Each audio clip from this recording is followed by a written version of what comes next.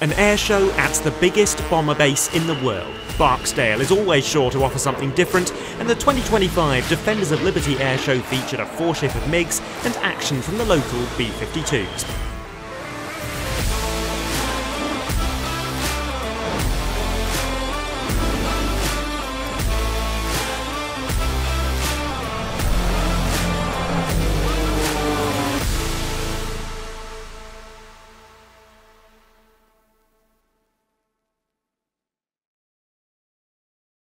A new year, a new series of airshow dispatches, but we start in the same country where we left off at the end of last season. We're back in the United States, and to be specific, we are at Barksdale Air Force Base in Louisiana, as you can possibly tell from the enormous lineup of B-52s over my shoulder. This is the largest heavy bomber base in the world, and it is here in Barksdale that we kick off our tour around the world, heading to 6 of the greatest air shows that are happening in 2025. A journey that will take us to Australia, Malaysia, the United Kingdom and Portugal at the very least. We're starting here in Barksdale for a show that was supposed to be a real celebration of the sort of aircraft that you can see behind me, the US Air Force's strategic bombers. There was some disruption to the flying display program. Nonetheless, we have enjoyed 4 hours or so of really high quality flying. Let's take a look at the lineup and running order. World War II aircraft early on in the programme, then we have the 3 heavies from Altus AFB, the B-52 Hour of Power is recounted in 20 minutes, then a Vietnam theme, the 4-ship debut of the Fighterjets MiG-17 display team, followed by the Sky Soldiers. Really nice weather towards the end of the show, that's when we see some civilian favourites, Titan and the Red Bull Air Force. The Thunderbirds close things out in just under an hour. There is 1 aircraft missing, that's the Jet Provost, and I couldn't film that because I was commentating. But before the airshow proper, some circuit bashing by a pair of local B-52s as the crowds filter in. You could not hope for a better reminder that this is an active B-52 base, one of the largest strategic bomber bases in the world. The US Air Force is the only air force to operate 3 distinct types of strategic heavy bomber. It's also the only nation on Earth where you can regularly see heavy bombers taking part in public flying displays, and there's a particular history of doing that here in Barksdale. It's been a bomber base ever since 1942, and it's been hosting air shows since 1933.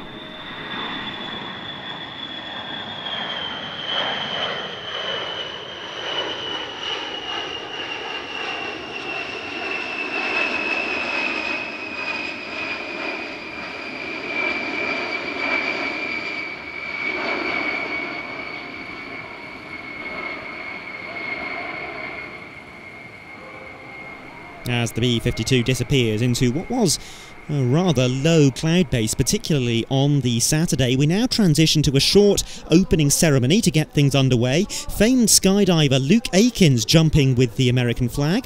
He's the chap who, about a decade ago, jumped from 25,000 feet without either a parachute or a wingsuit and landed in a large net.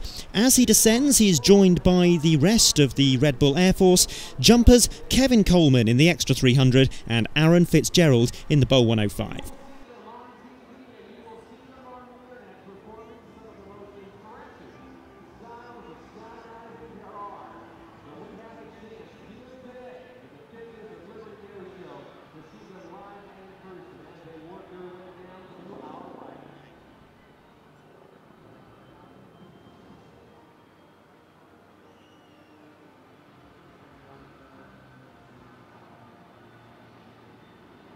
The first proper display to enter the box is that of Nathan Hammond, Ghost Rider Air Shows with a highly modified de Havilland Super Chipmunk.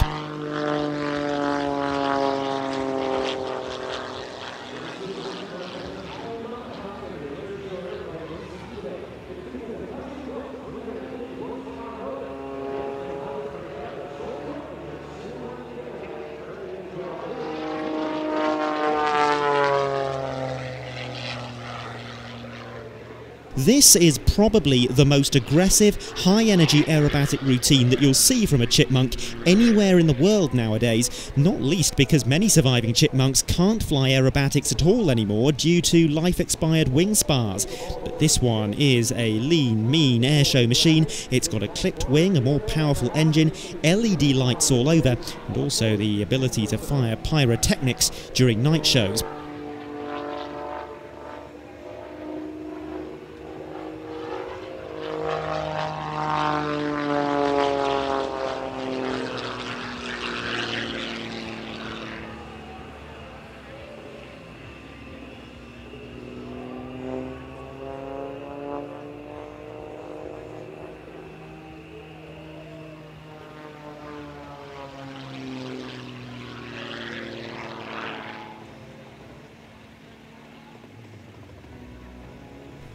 After his solo display on the Sunday, Nathan paired up with a Smoke and Thunder jet truck for a race along the runway.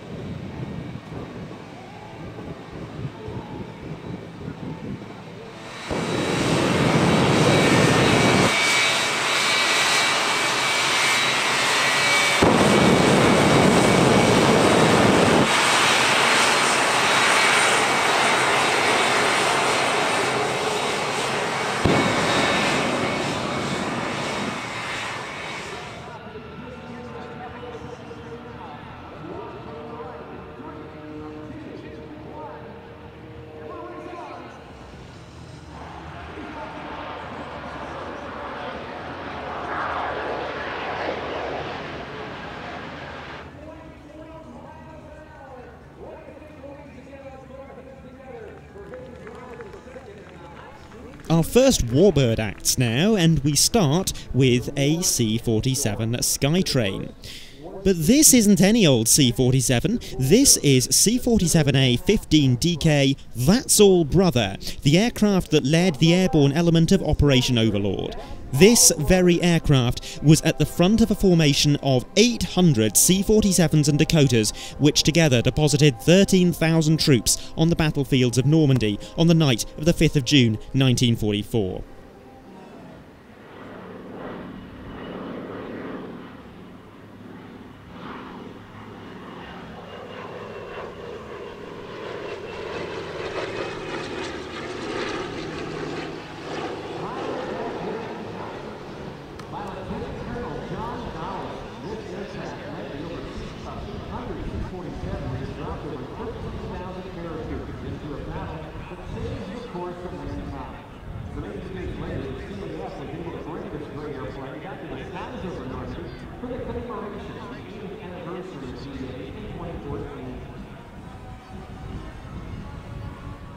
The name That's All Brother was chosen as a message to Hitler to symbolise that his dominance in Europe was soon to end. It was a prophetic choice.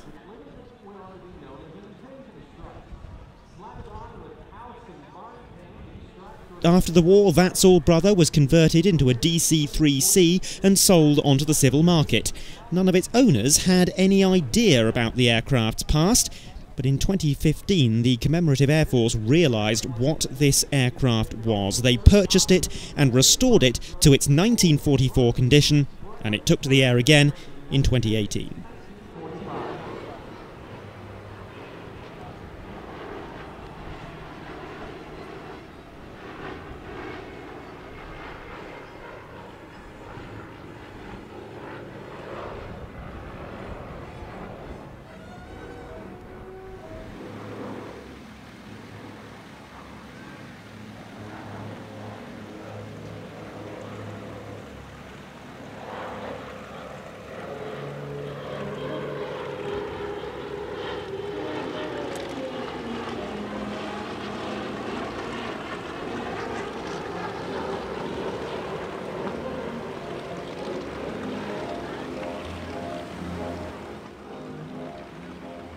The P-51, just like the C-47, is a legend of the Second World War.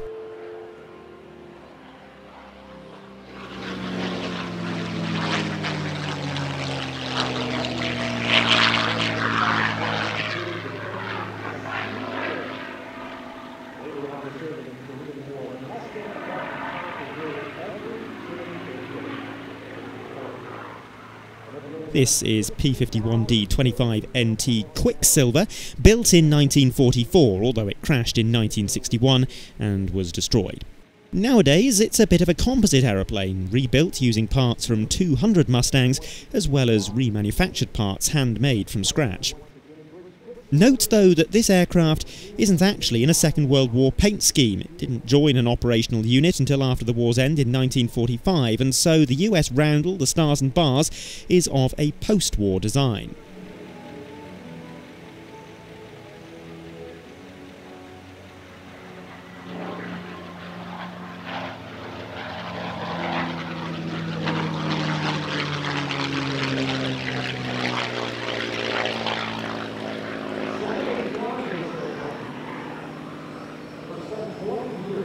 And of course, it's appropriate to remember that the Mustang's history extends far beyond the Second World War. They were used particularly in the Korean War, often as carrier-based fighters. Look out for a really wonderful piece of flying here, a 16-point hesitation roll.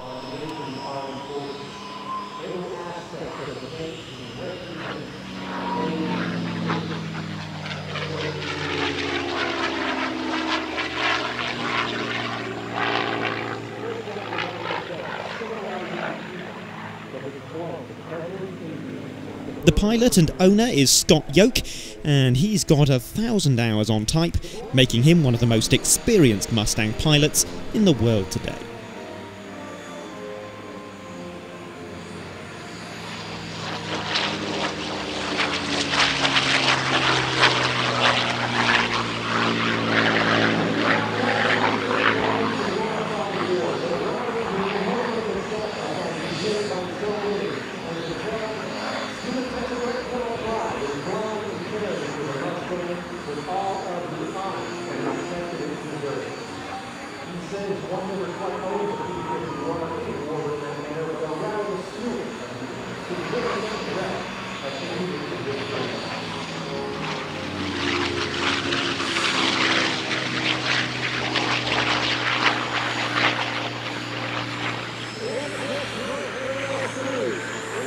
The C-17 next, as we commence a showcase of the 3 demonstration teams from Altus Air Force Base, a major tanker and transport station.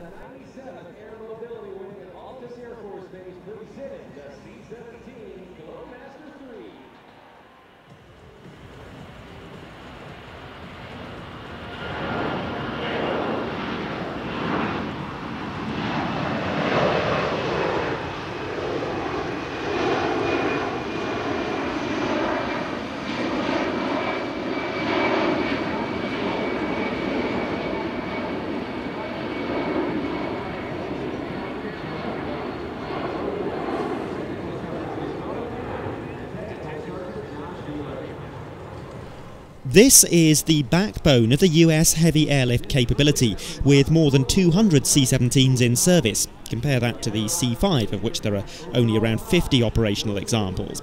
And of course, it's also flown by 7 other nations around the world, albeit the United States is the only country to regularly demonstrate the type at air shows.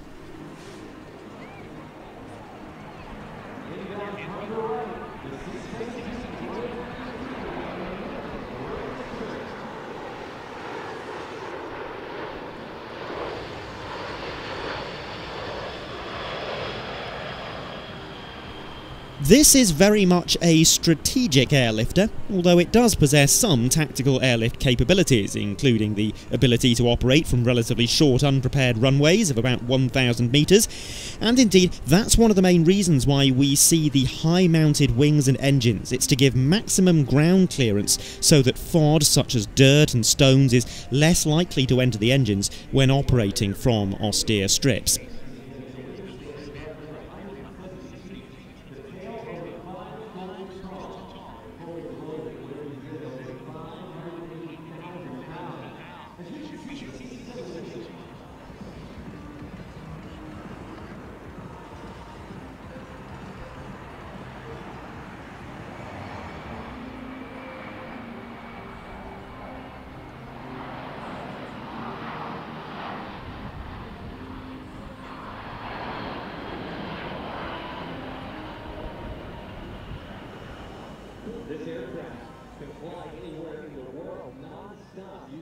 On board, the C-17 can carry up to 77 metric tons of payload, 102 paratroopers or 134 seated passengers. Unofficially, though, it can carry rather more people than that.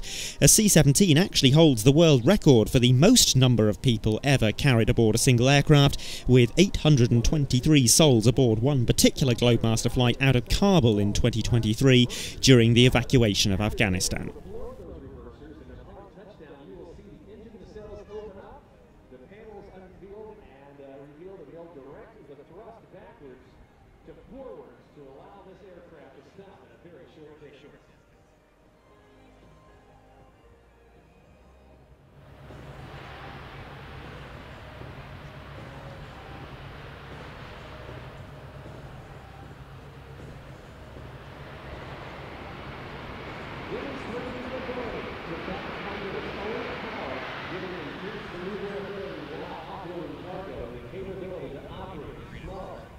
Next up, the KC-46A Pegasus, based on the Boeing 767 airliner.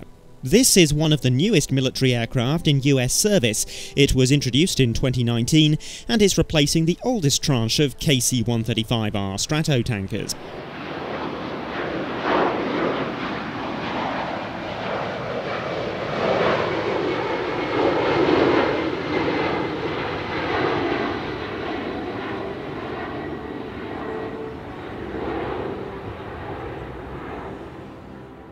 It would certainly be fair to say that the Pegasus has had a troubled start to its service career. It's been the subject of a near continuous stream of problems, delays and quality control issues. Some of those problems revolve around the method of boom control. It's a fly-by-wire system, and instead of the boom operator lying on his or her stomach and looking out of a window at the rear of the aircraft, the boom operator on the Pegasus uses a camera to see what's going on. Those cameras have proved vulnerable to flare and distortion in certain lighting conditions, but thanks to an upgrade program, the system is now deemed to be fully usable.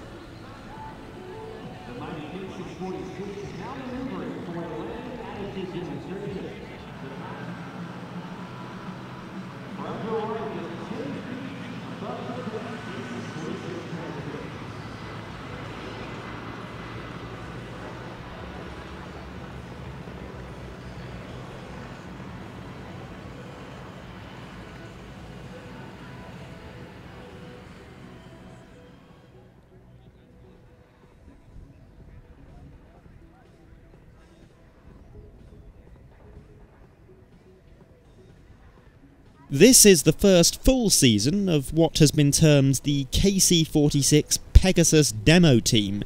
It made its debut in late 2024.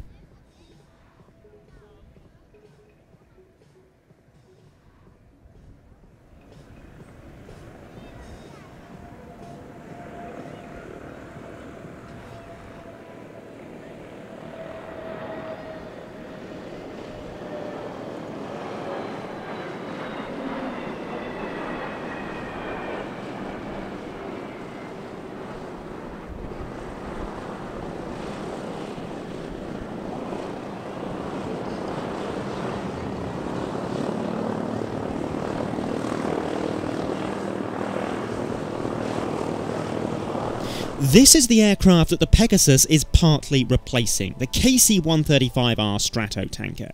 It's been the backbone of the US Air Force's aerial refueling capability ever since it entered service in 1957. Here's the Stratotanker with the refueling boom extended. An airplane that has served as the backbone of the Air Mobility Command for over 60 years.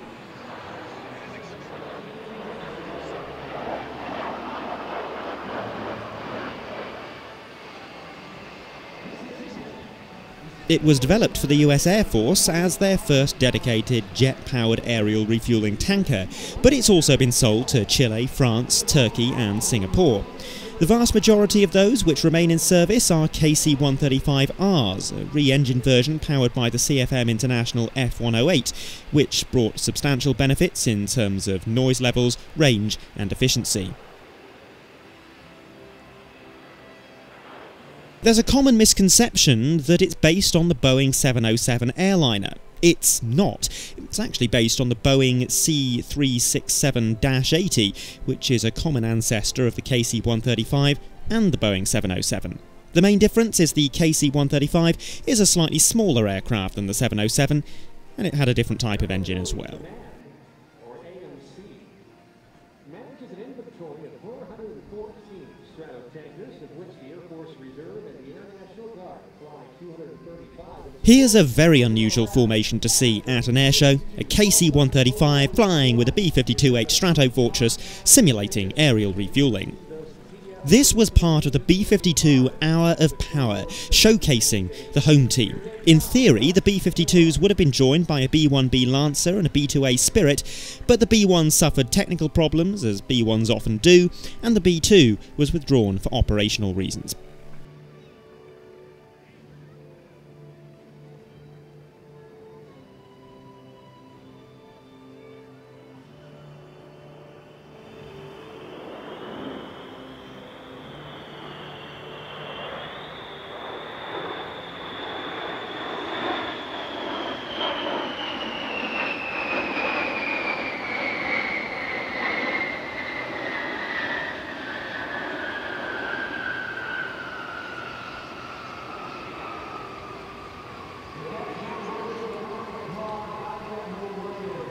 The B-52 is the oldest and most numerous of the three types, and had service in 1955. Over 700 of them have been built, of which around 70 are still in service today, many of them based here at Barksdale.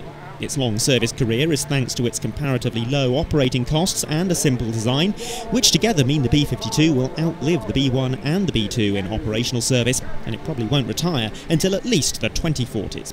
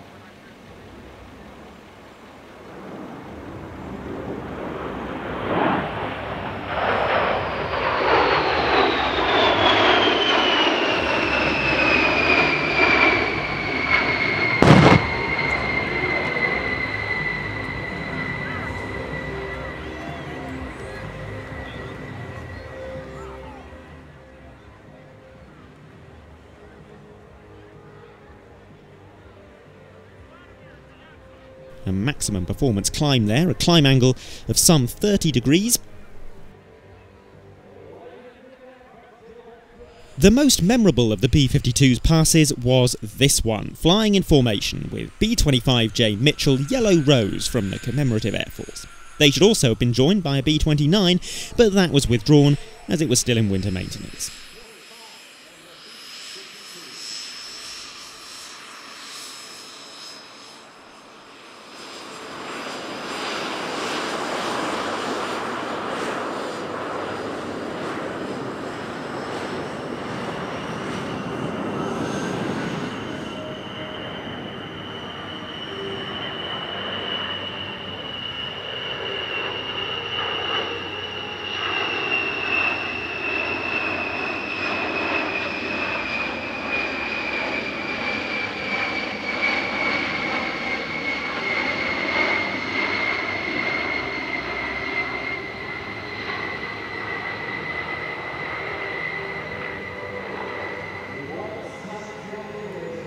The first flights of these two bombers are separated by only 12 years, yet the B-52 can fly over 6 times further, cruise more than twice as fast, and carry 23 times more payload, 70,000 pounds of bombs compared to just 3,000 pounds on the B-25.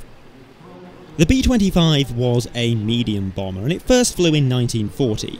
It was an exceptionally sturdy aircraft that had only a small bomb bay, but it could survive huge amounts of damage.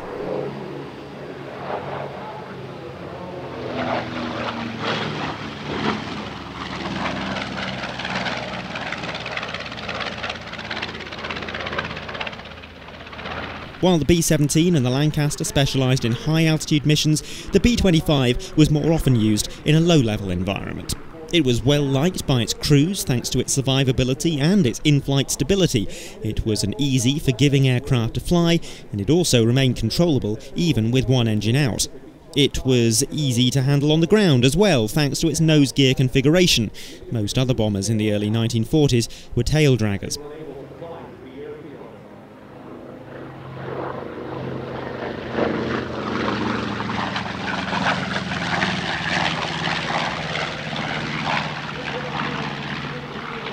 The B-25 has been used by 24 countries during and after the Second World War.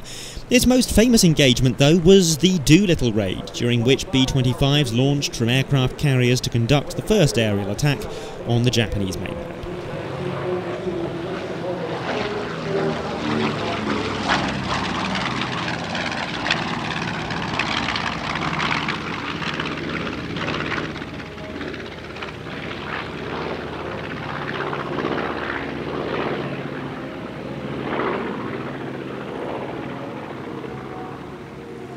Yellow Rose was built in 1944 and was used as a training aircraft for bomber pilots and crews up until its retirement in 1959. The aircraft was then sold onto the civil market and used for crop spraying before joining the Commemorative Air Force, then known as the Confederate Air Force, in 1981. Today, it's the oldest B-25J model still flying.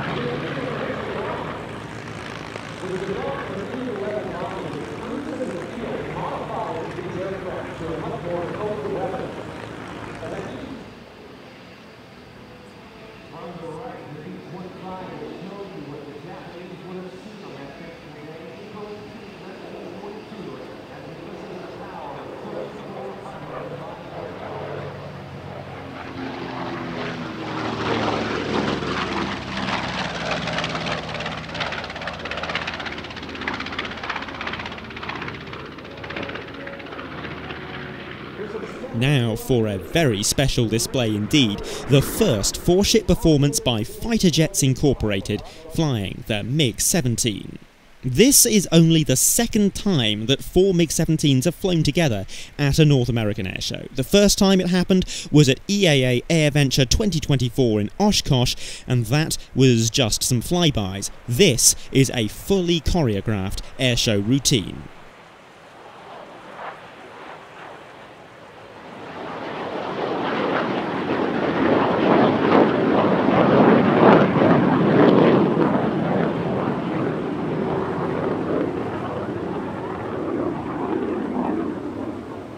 Fighterjets Incorporated is owned by Randy Ball, and they're a familiar sight on the airshow circuit, usually flying as a solo act. These large formation displays are few and far between. 3 events this year are due to host 3-ship displays, but this is the first and only one that's due to feature a quartet.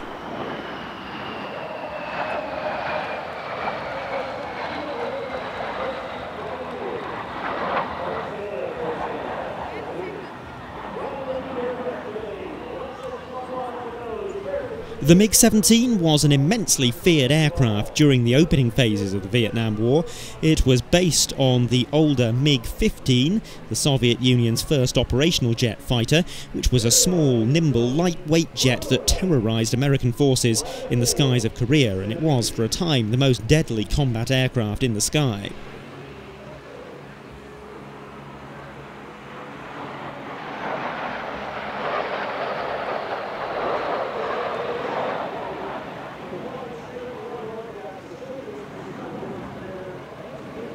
The MiG-17 built upon the success of its predecessor with subtle aerodynamic adjustments that enabled it to fly safely at higher airspeeds. The engine was the same as on the MiG-15, the Klimov VK-1, which was a copy of the Rolls-Royce Nene, but later models of the MiG-17, like the ones we see here, benefited from the installation of afterburner.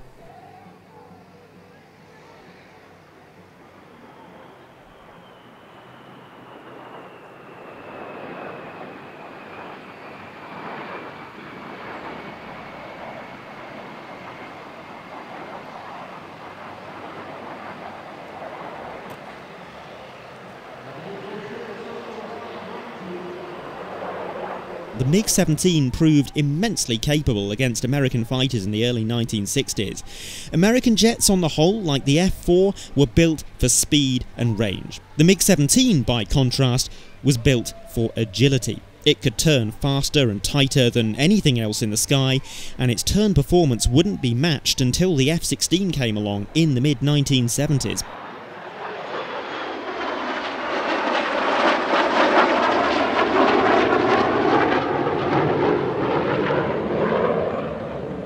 With over 10,000 built and serviced with 3 dozen countries, the MiG-17 is one of the most produced jet-powered aircraft of all time. It may still be in limited service today. Shenyang F-5s, the Chinese license-built versions, are officially still on strength with the Democratic People's Republic of Korea, although it's likely that most or all of them are no longer flyable.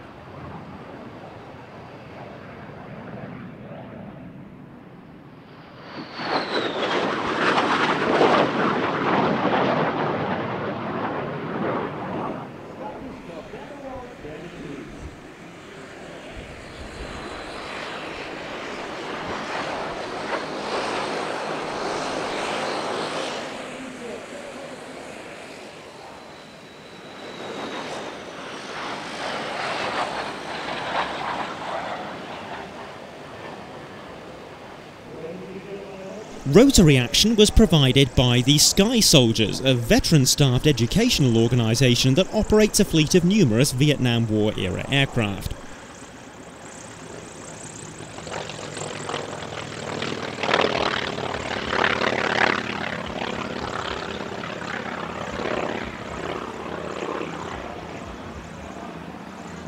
At Barksdale, they reenacted a combat search and rescue mission in which 2 Hueys recovered a downed American airman that had been shot down over enemy territory. A T-28 and 2 Cobras provided air support.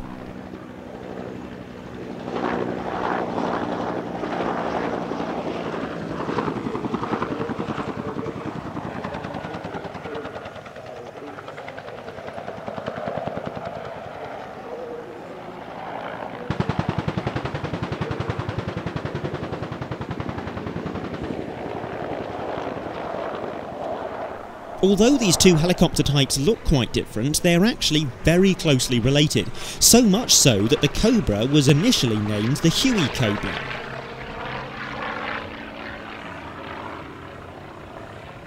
It was built around the same engine and transmission system as the older Huey, but with a narrower redesigned fuselage, inspired by that of a jet fighter.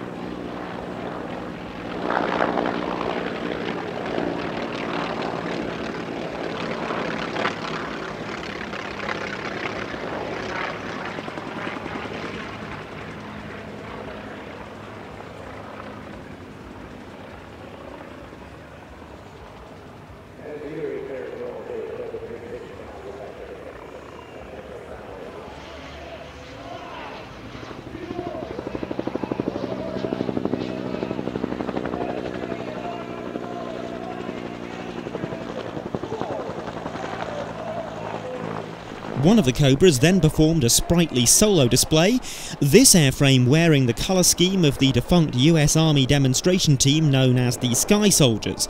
This civilian airshow group has now informally adopted the Sky Soldiers name, although they're officially called the Army Aviation Heritage Foundation.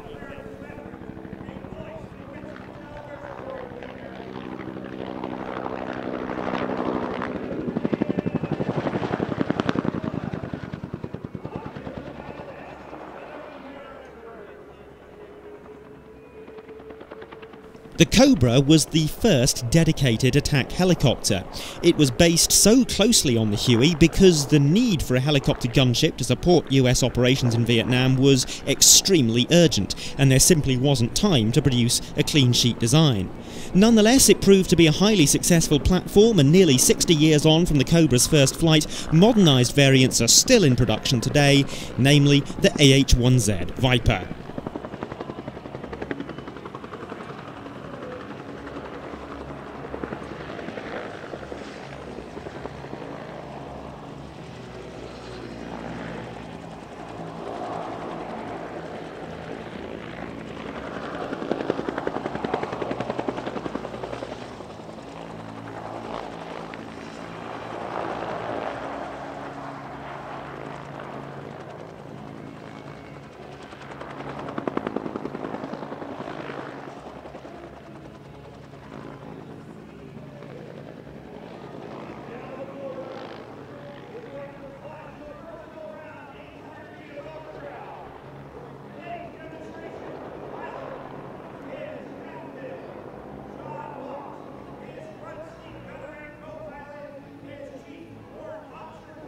A complete change of pace now, Jeremy Holt in his Pitts Model 12.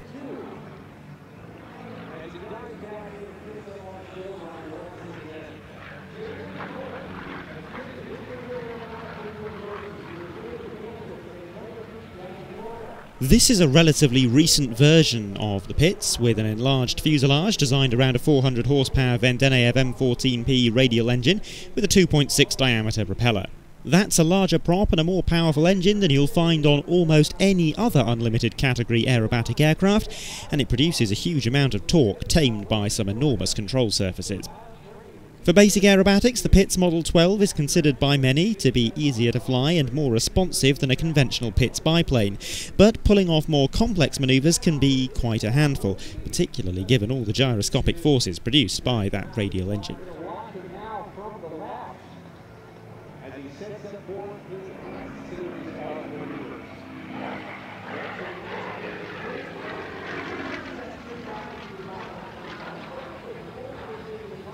It has a thrust-to-weight ratio approaching 1:1 and can sustain a climb rate of 4,000 feet per minute. Maximum load factor is a little more limiting, with permitted G-loads ranging from +8 to -6, which is a little less than you get from most modern aerobatic monoplanes.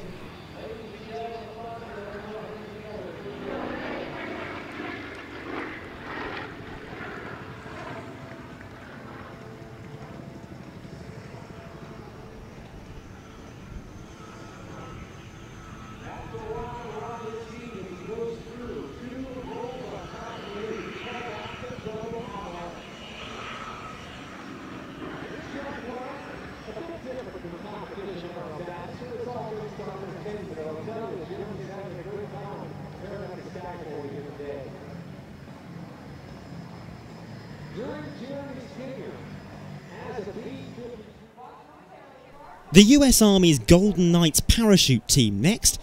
The team was founded in 1959 both as an airshow demonstration group and also to take part in international competitions. Air sport was a popular form of competition between the United States and the Soviet Union in the 1950s through until the 1980s, and both sides put huge effort into winning international glory in aerobatics, parachuting and precision flying contests.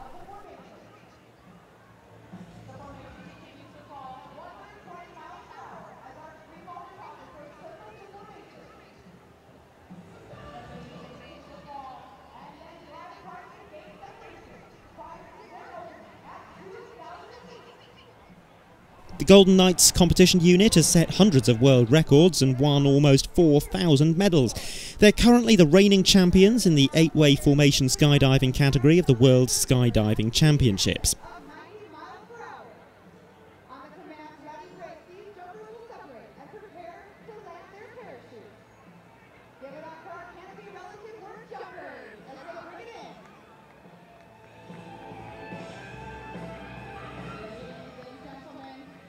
A flypast from their jump ship ends their show. It's a C-127A, which is the military designation for the de Havilland Canada-8.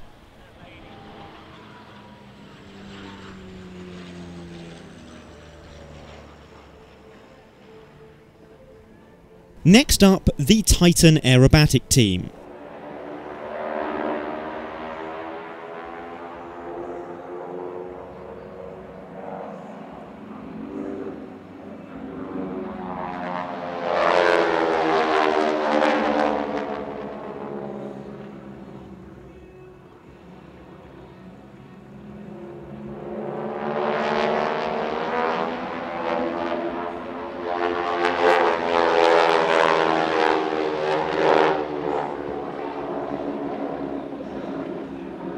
This team has existed in one guise or another since the 1980s, usually flying an impeccable 4-ship display, but they've been displaying as a trio for the last year or so due to temporary pilot unavailability.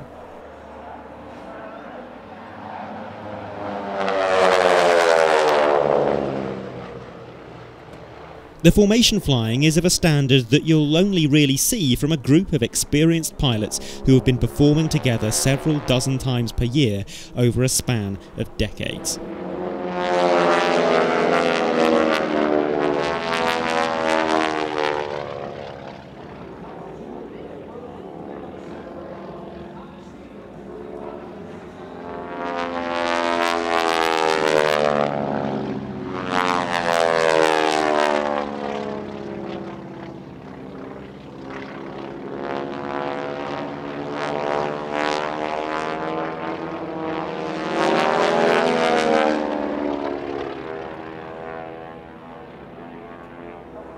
Note, by the way, that they're flying in a rather unusual shape, with the wingmen slightly stepped up on the leader, whereas most teams fly with the wingmen stepped down.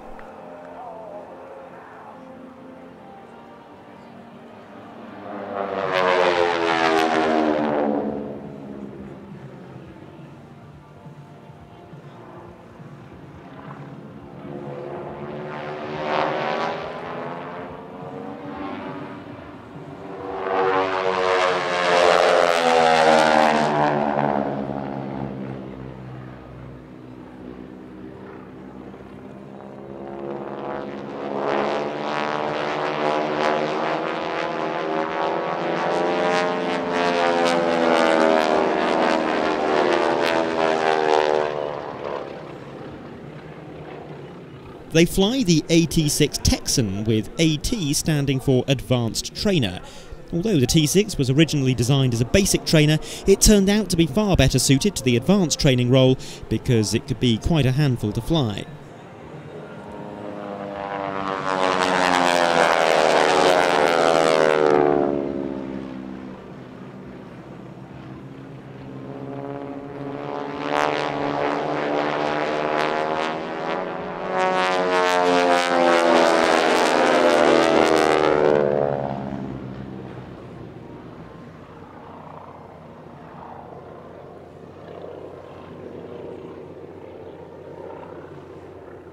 And now for something completely different, an airshow act like no other, the Red Bull Air Force.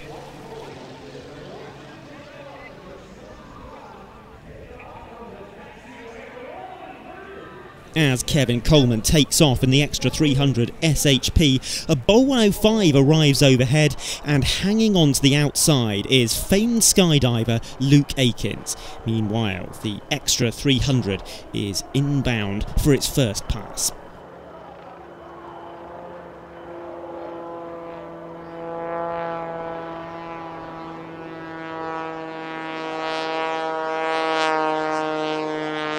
And there goes Luke Akins straight into a base jump, deploying his parachute and then landing seconds later right in front of the commentary position to take up the microphone and commentate on the remainder of the performance.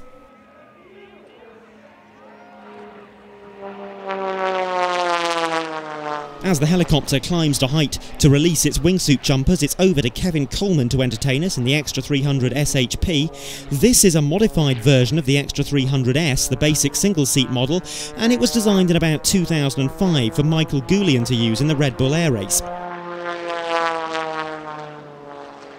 HP stands for high performance, and that indicates that it's been extensively customised with a smaller canopy, a new tail, and it's had a Lycoming AIO 580 engine fitted to it, which has an additional 15 horsepower as compared to the standard Extra 300S. There go the wingsuit jumpers.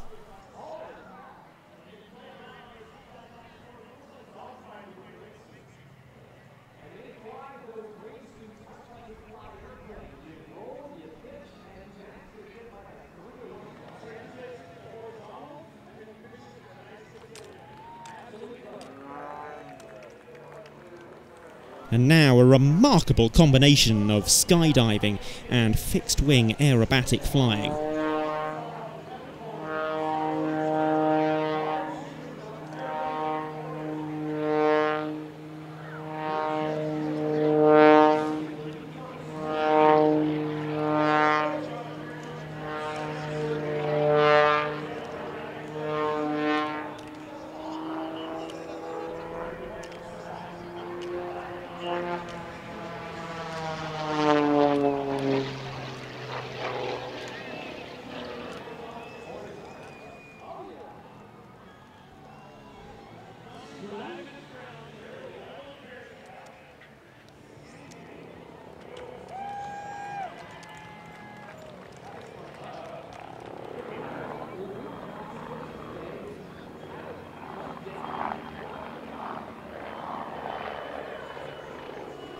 Aaron Fitzgerald next to take to the stage in the MBB Bolko Blom Bo 105C.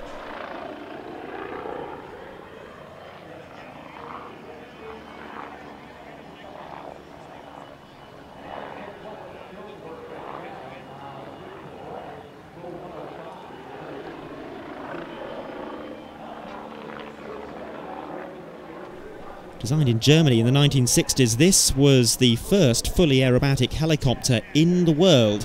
What made the difference was the design of the rotor system.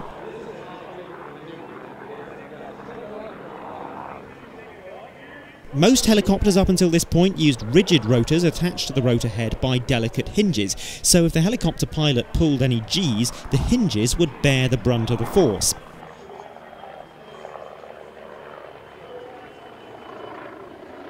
The Bo 105 has no hinges. Instead, it features flexible rotor blades bolted directly into a monoblock head.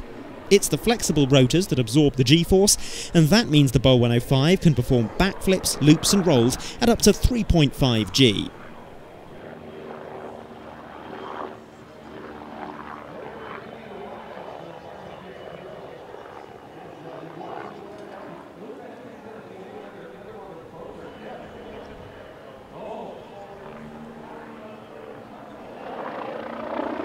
Finally, back over to Kevin Coleman in the extra. Kevin is the protege of five-time US National Aerobatic Champion and former Red Bull Air Race World Champion Kirby Chambliss, and Kevin followed in Kirby's footsteps, also having competed in the Red Bull Air Race.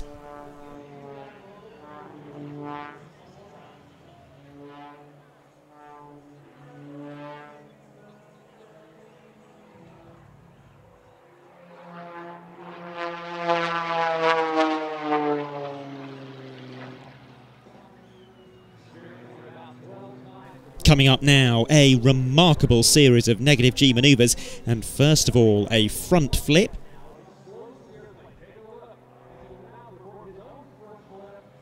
Oh, all the way over, and then he turns that into an inverted flat spin.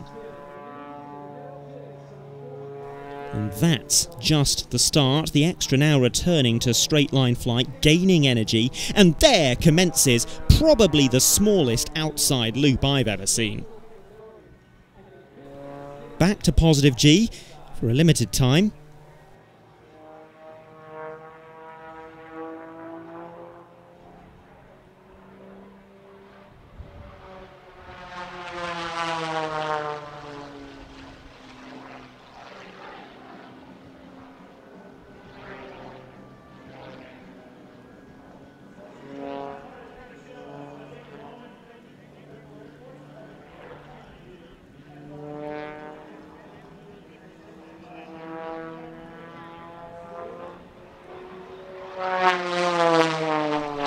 And returning to negative G, pushing in a more conventional outside loop this time.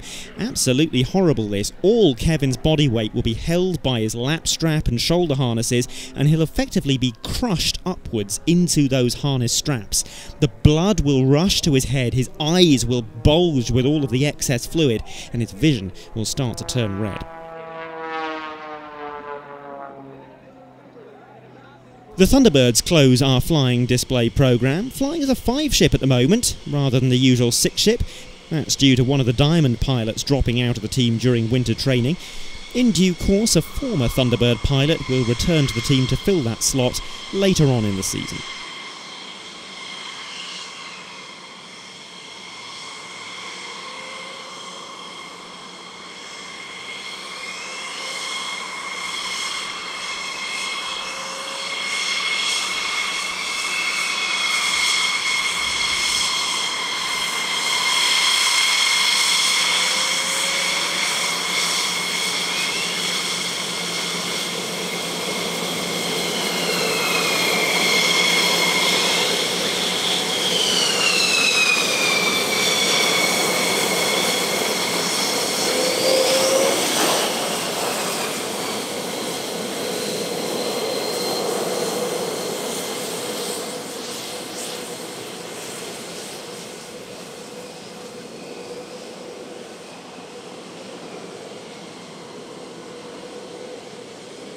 For the time being though, Thunderbird 4 is flying in the Thunderbird 3 position, effectively moving from slot to inner wingman, and that keeps the formations and manoeuvres looking symmetrical, even with an aircraft missing.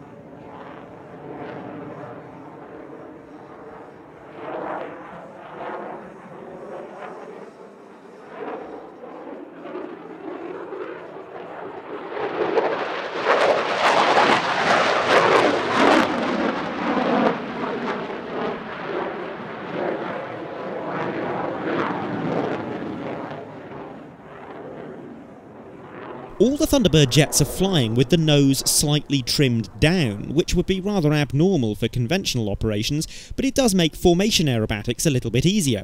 With the aircraft trimmed normally, the stick would be in the neutral position while the aircraft is in level flight, so when the formation enters or exits a loop, there would have to be a moment when the stick is loaded and later unloaded with back pressure, and that's difficult to precisely control. By trimming the aircraft nose down, it means the pilots are pulling back on the stick pretty much all the time, even in level flight, and that makes it easier to enter into and exit from those aerobatic manoeuvres more smoothly.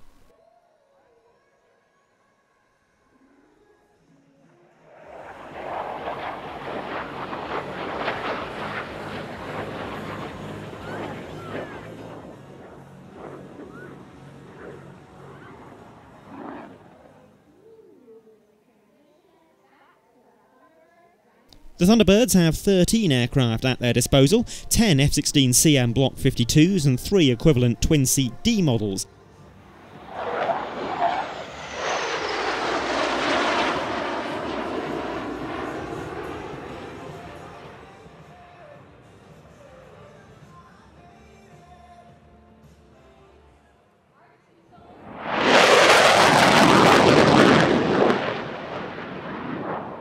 There are a few modifications that make these non-standard aircraft though. The 20mm Gatling gun above the left wing root has been removed and replaced with a smoke oil tank, accompanied by a large weight to preserve the aircraft's weight and balance properties.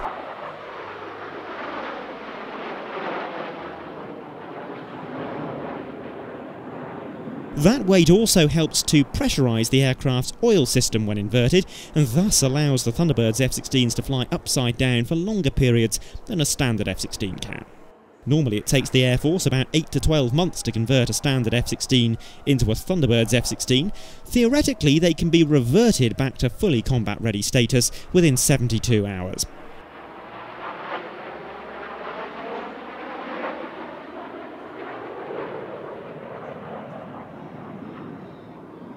The F-16's fly-by-wire flight control system was revolutionary when the F-16 first flew 51 years ago, and many people were sceptical of it at the time, but of course it's gone on to become the industry standard.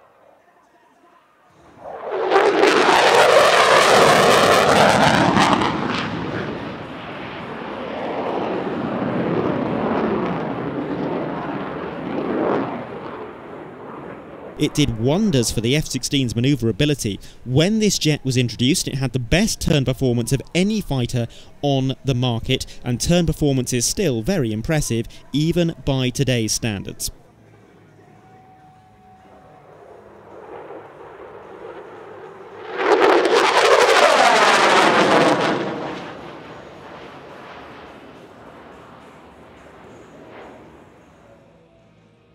This is what would usually be the Delta section of the show, with all 6 jets flying together. Just 5 today, of course, so this is being called wedge formation rather than Delta.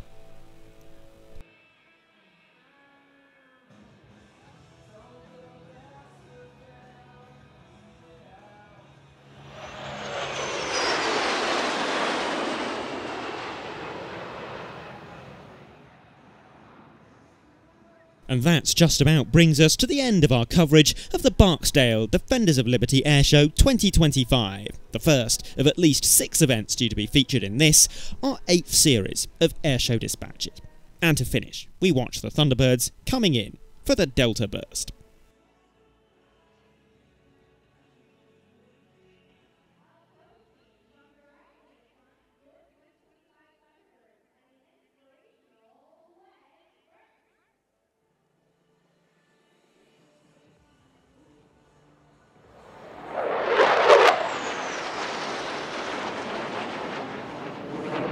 Join us again next time from Avalon in Australia, featuring the F-22 Raptor and the might of the RAAF. Until then, thank you very much for your company, and from me, Adam Landau, it's goodbye for now.